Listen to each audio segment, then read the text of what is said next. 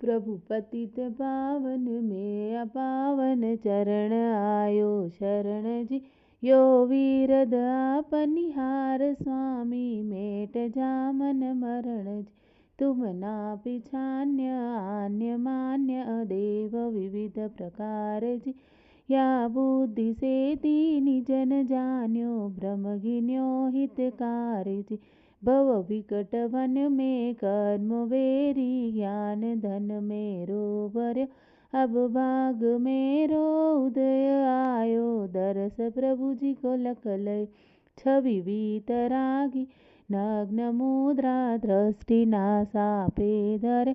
वसु प्रातिहार अनंत गुण युक्त कोटि रवि छवि को हर। मिट गयो तिमिर मिथ्यात्व मेरो उदय रवियातंभय। मौर हरस ऐसो भयो मनोरंक चिंतामणि लय। मैं हाथ जोड़ नवाऊं मस्तक बीनऊं तुम चरण।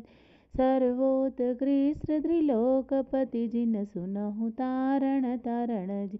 जाचहु नहीं सुरवास पुनि नर राज परि जन साथ जी। बुद्ध जाचहु तुम भक्ति भव भव दीजिए शिवनाथ जी।